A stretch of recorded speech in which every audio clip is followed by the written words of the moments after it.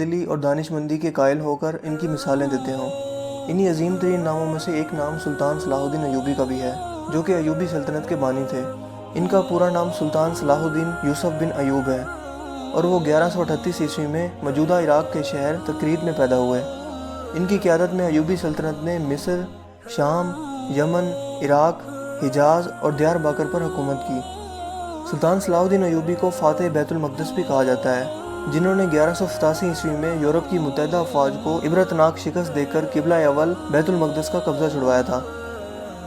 سلطان صلاح الدین ایوبی نسلاً کرد تھے اور 1138 عیسوی میں کردستان کے اس حصے میں پیدا ہوئے جو اب عراق میں شامل ہے۔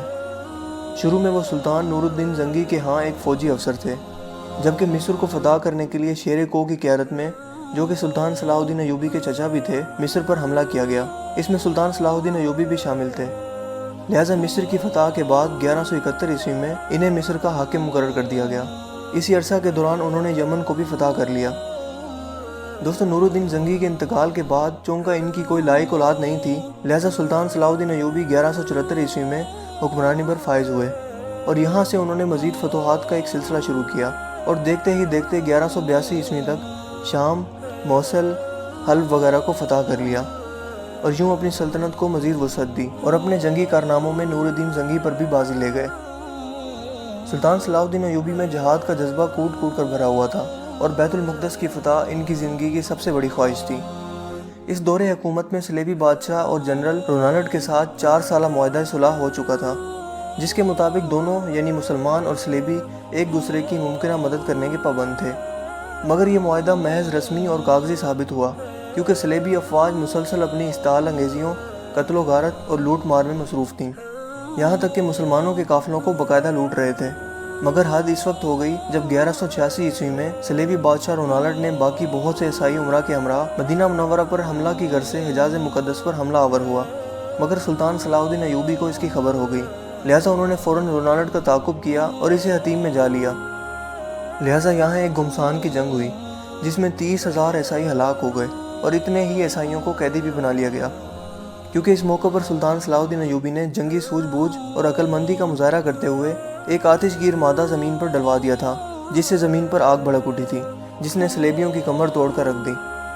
تاریخی حوالوں میں یہ بھی لکھا ہے کہ اردن میں کرک نامی قلعہ کا بادشاہ رچنالڈ نامی ایک صلیبی بادشاہ تھا۔ حجاز مقدس کے لیے مسلمانوں کے قافلے اسی کرک قلعے کے پاس سے ہو کر جایا کرتے تھے۔ رچنالڈ نے ایک مرتبہ مسلمانوں کے حاجیوں کے قافلوں کو لوٹ لیا اور بڑے غرور میں بولا کہ بلاؤ اپنے محمد کو کہ وہ تمہیں بچا لے، اور یہ کہہ کر اس نے تمام حاجیوں کو وہیں موقع پر ہی ذبح کر دیا۔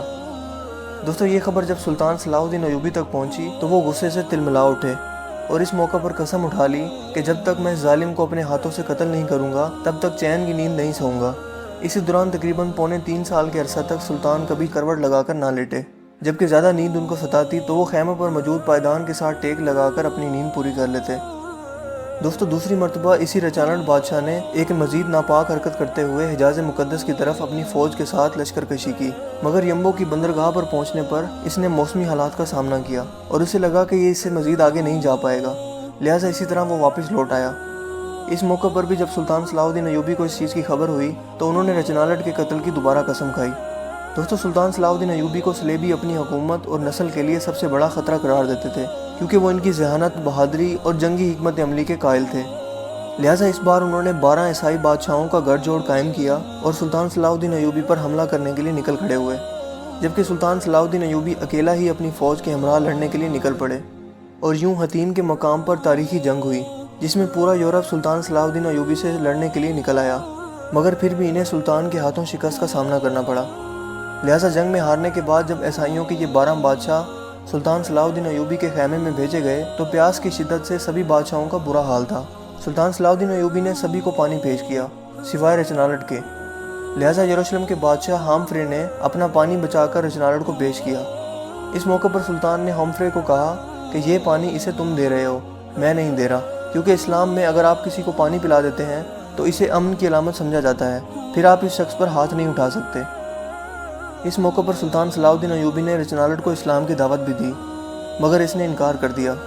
اس کے بعد سلطان صلاح الدین ایوبی نے کہا کہ میں نے تیرے قتل کی 2 مرتبہ قسم کھائی تھی، ایک مرتبہ جب تم نے لشکر حجاز مقدس پر حملہ کیا، اور دوسری مرتبہ جب تم نے حاجیوں کے قافلوں کو لوٹا تھا اور کہا تھا کہ بلاؤ اپنے محمد کو کہ وہ تمہیں بچا لے، لہٰذا میں نے ان دونوں موقعوں پر قسم کھائی تھی کہ میں تجھے اپنے ہاتھوں سے قتل کروں گا۔ اور آج حضرت محمد صلی اللہ علیہ وآلہ وسلم کا ادنا سا خادم اس فریضہ کو سر انجام دینے لگا ہے۔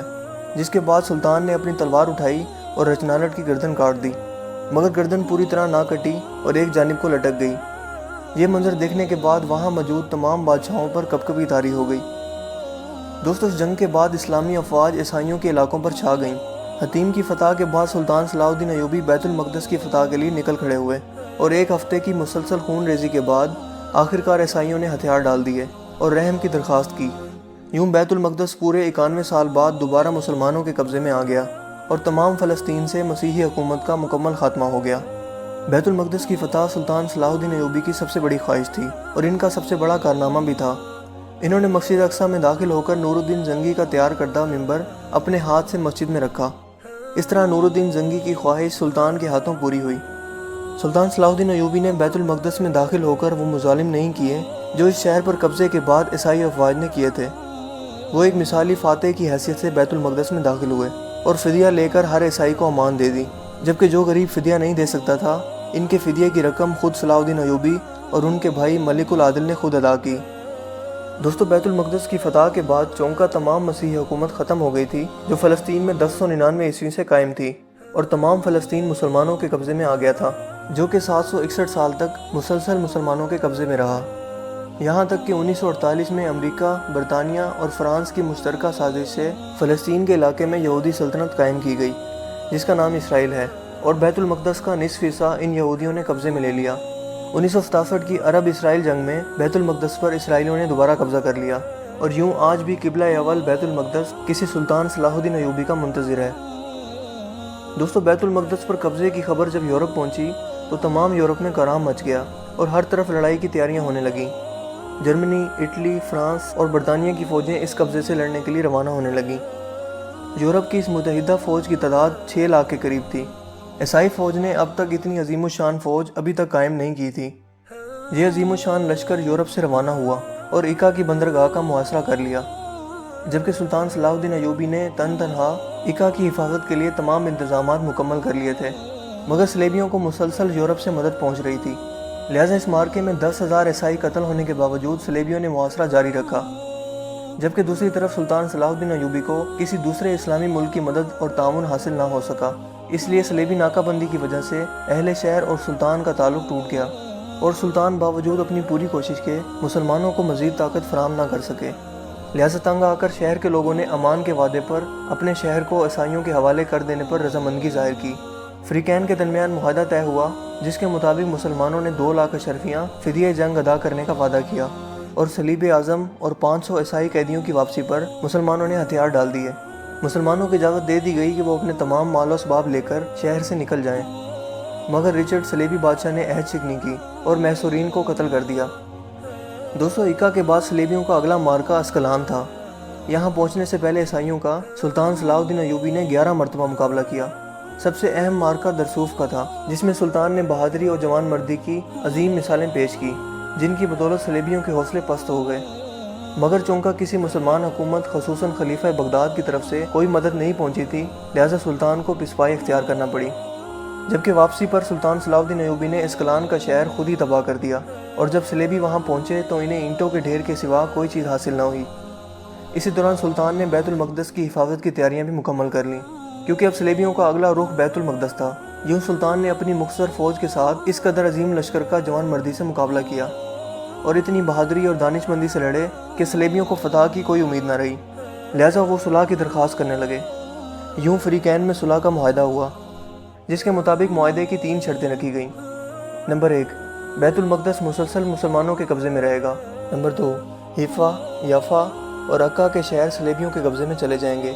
نمبر 3، اسکلان آزاد علاقہ تسلیم کیا جائے گا اور زائرین کو مسلسل آمد و رفت کی اجازت ہوگی۔ اور یوں اس معاہدے کے بعد تیسری صلیبی جنگ کا خاتمہ ہو گیا۔ اس جنگ میں صلیبیوں کو سوائے ایک شہر عکا کے علاوہ کچھ بھی حاصل نہ ہوا اور وہ ناکام واپس لوٹ گئے۔ صلیبیوں سے تیسری جنگ عظیم میں سلطان صلاح الدین ایوبی نے ثابت کر دیا کہ وہ دنیا کا سب سے طاقتور ترین حکمران ہے، جبکہ بیت المقدس کی فتح کے بعد اس نے تمام عیسائی زائرین کے لیے بیت المقدس کو کھول دیا۔ यूं ज़ायरीन का एक हजूम बैतुल मक़दस पर उमड़ पड़ा। लिहाजा सूरत हाल को देखते हुए खलीफा वक्त ने सुल्तान सलाहुद्दीन अय्यूबी को मशवरा दिया कि पूरी दुनिया से आने वाले ज़ायरीन का एक तरीक़ाकार वाज़े किया जाए और चंद ही लोगों को यहाँ आने की इजाज़त दी जाए। जबकि इसके जवाब में सुल्तान सलाहुद्दीन अय्यूबी ने जवाब दिया कि लोग पूरी दुनिया से कई सौ मील का फासला तय करके यहाँ ज़ियारत के लिए आते हैं, लिहाजा उन्हें इस मुक़द्दस जगह की ज़ियारत से रोकना उनसे नाइंसाफ़ी होगी। दोस्तों, सुल्तान सलाहुद्दीन अय्यूबी एक ऐसा अजीम हुक्मरान था जो मैदान जंग में कहर बर्पा करने वाला एक बहादुर जंगजू तो था ही, लेकिन एक रहमदिल इंसान भी था। सुल्तान सलाहुद्दीन नमाज पंजगाना का पाबंद और नफली इबादत गुजार था। इसने कभी कोई नमाज ना छोड़ी थी और ना ही कज़ा की थी। इनके साथ हमेशा एक इमाम मौजूद होते थे, और अगर कोई इमाम मौजूद ना होता तो ये किसी आलिम दीन के पीछे नमाज अदा कर लेते थे जो वहाँ पर मौजूद होता।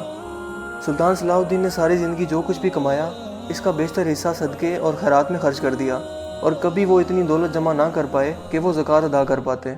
उनकी एक बहुत बड़ी ख्वाहिश थी कि वो हज का फ़रीज़ा अदा कर सकें, मगर वो जहाद में इस हद तक मसरूफ़ रहे और ना ही इतनी रकम जमा कर सके कि वो हज का फ़रीज़ा अदा कर सकें। लिहाजा यही ख्वाहिश लेकर वो इंतकाल कर गए। दोस्तों, एक अजीम हुक्मरान बनने के लिए एक इंसान को हिम्मत वाला, असूलों का पाबंद, मजबूत इरादों वाला, मगर इंसाफ और रहम करने वाला होना चाहिए। सुल्तान सलाहुद्दीन हर पीर और जुमेरात को एक इजलास मुनक़्क़िद किया करते थे, जिसमें बैठकर वो आम आवाम की फ़रियाद सुना करते थे। इस महफ़िल में कानूनदान, काजी साहिबान और आलिम दीन भी शिरकत करते थे। उन्होंने अपनी पूरी ज़िंदगी में कभी भी किसी की मदद करने में कोई कोताही न बरती, और ना ही कभी किसी से बदकलामी की, ना कभी किसी मुसलमान के ख़िलाफ़ अपने कलम को इस्तेमाल किया। वो इतने ज़्यादा रहम दिल थे कि जब अंग्रेज़ों का बादशाह शेर दिल रिचर्ड, जो सलाहुद्दीन अय्यूबी का अज़ली दुश्मन था, बीमार पड़ा तो सुल्तान सलाहुद्दीन अय्यूबी ने इसकी तबीयत मालूम की और साथ ही फलों का तोहफ़ा भी दे भेजा। वो सलेबी जो भूख और गुर्बत के सताए हुए थे, वो एक दुश्मन की ये आला ज़रफ़ी देखकर दंग रह गए। लिहाजा यही वजह थी कि ईसाई उनकी बहादुरी और रहमदिली की बिना पर आज तक उनको याद रखते हैं। सुल्तान ने 57 साल की उम्र में वफ़ात पाई और इनके इंतकाल के वक्त इनकी जायदाद की कुल कीमत सिर्फ 47 दिरहम और 1 दिनार थी, और उन्होंने अपनी नस्लों के लिए कोई दौलत के अंबार या असासा ना छोड़ा। इनकी वफ़ात के वक्त इनका कुल असासा 1 घोड़ा, 1 तलवार, 1 ज़िरा, 1 दिनार और सिर्फ 36 दिरहम थे। ये इतनी रकम थी कि सुल्तान सलाहुद्दीन अय्यूबी की तदफीन भी इन पैसों में नहीं हो सकती थी। लिहाजा खलीफा वक्त ने इनकी तदफीन के अखराजात बर्दाश्त किए। सुल्तान ने सारी ज़िंदगी अपने लिए कोई घर ना बनाया, क्योंकि वो खैमे में सिपाहियों के साथ ही सो जाया करते थे और उन्हीं के साथ ही खाना खाया करते थे। उनके दोस्त अक्सर इनसे कहा करते थे कि आप अपने लिए भी कुछ बना लें, मगर सुल्तान सलाहुद्दीन अय्यूबी का जवाब हमेशा यही होता था कि दुनिया का माल दुनिया में ही रह जाएगा, मैं क्यों ना ऐसा माल बनाऊं जो मरने के बाद भी मेरे साथ ज़िंदा रहे और कब्र में भी मुझे ज़िंदा रखे और अपने रब के सामने मुझे सुरखरू कर दे। दोस्तों, सुल्तान सलाहुद्दीन अय्यूबी तारीख़ इंसानी के एक अजीम हुक्मरान थे, जिनकी ज़िंदगी से हमें बहुत कुछ सीखने की ज़रूरत है। वो इस्लामी तारीख़ के हीरो थे, जबकि हमारी नई नस्ल और रोशन ख्याल नस्ल इनकी ज़िंदगी के बारे में बहुत कम जानती है, क्योंकि आज उनकी माइंड प्रोग्रामिंग इस तरह से की गई है कि इनके हीरो सुपरमैन, बैटमैन या इस तरह के दूसरे कार्टून कैरेक्टर्स हो चुके हैं, जो कि महज तस्वुराती हैं और हकीकी दुनिया में कोई वजूद नहीं रखते। और हमने अपनी इस्लामी तारीख़ के हीरोज़ की ज़िंदगी को फरामोश कर दिया है। उनकी ज़िंदगियों से सबक लेने की बजाय हमने वेस्टर्न कल्चर को फॉलो करना शुरू कर दिया है, और यही वजह है कि दोबारा अब तक कोई सुल्तान सलाहुद्दीन अय्यूबी नहीं आ सका। तारीख़ गवाह है कि जो कौम अपनी तारीख़ भुला देती है वो खुद भी सफ़े हस्ती से मिट जाती है। दोस्तों, मुझे उम्मीद है कि आज की हमारी ये वीडियो आपको काफ़ी इन्फॉर्मेटिव लगी होगी और पसंद।